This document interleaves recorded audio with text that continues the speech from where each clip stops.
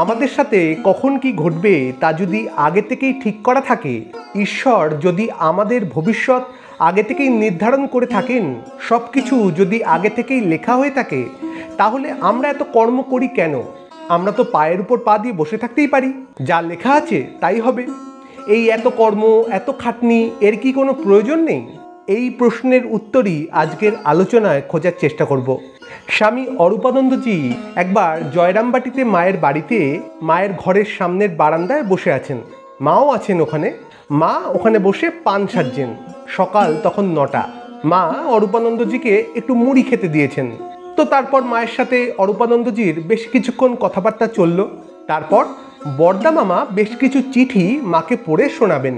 অনেক ভক্তরা তো মাকে চিঠি লিখতেন, তো সেই চিঠিগুলো কেউ না কেউ মাকে পড়ে শোনাতেন। তাই বর্দা মামা আজকে চিঠিগুলো মাকে পড়ে শোনাচ্ছেন। ওই চিঠিগুলোর মধ্যে অরূপানন্দজির বাড়ি থেকে একটি চিঠি ছিল, লিখেছেন অরূপানন্দজির সেজো ভাই। চিঠিটি যখন খুলে দেখা হলো, দেখা গেল ওই চিঠিতে মাকে অনুরোধ করা হয়েছে যে মা যেন স্বামী অরূপানন্দজিকে বাড়ি পাঠিয়ে দেন। এই প্রসঙ্গে বলে রাখি, স্বামী অরূপানন্দজি সেই সময় একদম বালকের মতন মায়ের সাথে আধ্যাত্মিকতা নিয়ে নানান কথাবার্তা বলতেন। মনের যত কৌতূহল মায়ের সাথে আলোচনা করতেন। বোঝা যেত যে এই অরূপানন্দজির মন সেই সময় ঈশ্বরের দিকে উন্মাদ ঘোড়ার মতন ধাবিত হতো। তিনি যেন পরম সত্যকে খুঁজছেন, সবসময় ঈশ্বরের দিকে মন। তো স্বাভাবিকভাবেই ঘরের ছেলে যদি সাধন ভজন বা ঈশ্বরের দিকে মনোনিবেশ করে, তাহলে সাধারণ ঘরে বাড়ির লোকেদের সেটি একটু চিন্তার বিষয় হয়ে দাঁড়ায়। এখানেও তাই হয়েছে। তাই জন্য মায়ের কাছে অনুরোধ করেছেন অরূপানন্দজির সেজো ভাই যে অরূপানন্দজিকে যেন মা বুঝিয়ে বাড়িতে পাঠিয়ে দেন।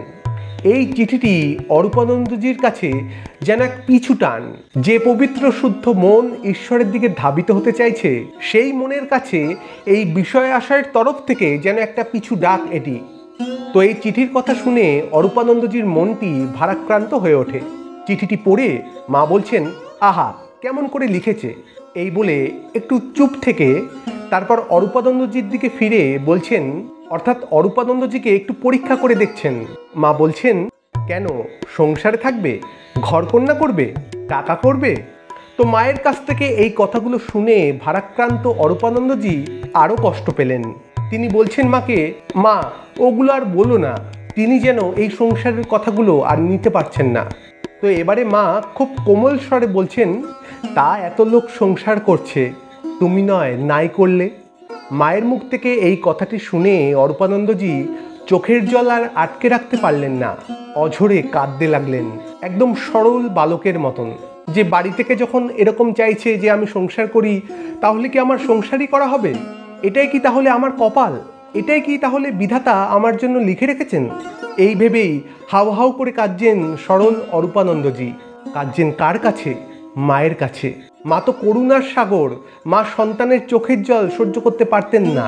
মা করুণ স্বরে অরূপানন্দজিকে বোঝাচ্ছেন, কেঁদো না বাছা, কেঁদো না, তোমরাই তো ভগবান।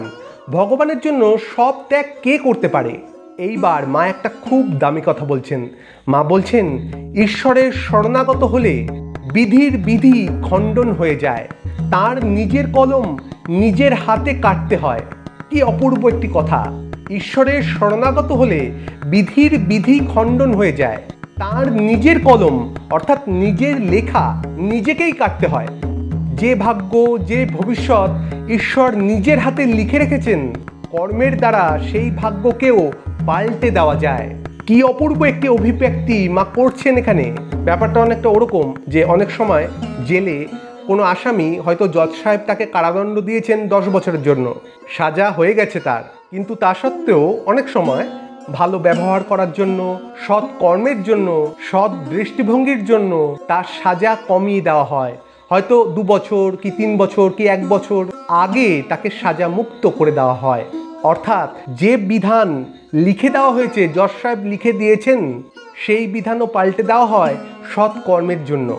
এখানেও ঠিক ওরকমই ব্যাপার, যেটি মা পরিষ্কার করে বলে দিচ্ছেন যে কর্মের দ্বারা আমাদের পূর্ব নির্ধারিত ভবিষ্যৎ, পূর্ব নির্ধারিত ভাগ্য এটিও বদলে দেওয়া যায়।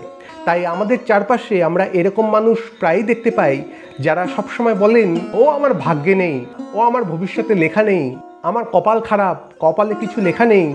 এই কথাগুলো বলে চেষ্টা করা থেকে বিরত থাকেন, কর্ম করার থেকে বিরত থাকেন, আগে থেকেই সারেন্ডার করে দিয়ে হেরে গিয়ে বসে থাকেন। মায়ের এই শিক্ষাটি তাদের জন্য। তাই আমাদের কর্তব্য যেটি, আমাদের যে কর্ম করার, সেই কর্ম আমাদের করে যেতে হয়। সৎ কর্ম, সৎ চিন্তা, সৎ ভাবনা, নিজের মনকে সৎ রাখতে হয়। তাহলে বিধাতাকেও বাধ্য হতে হয় তার নিজের লেখা পাল্টাতে। এমনই লীলা মহামায়ার। আজ এটুকুই, আবার দেখা হবে অন্য কোনো ভিডিওতে। ভালো থাকবেন, সুস্থ থাকবেন। ধন্যবাদ।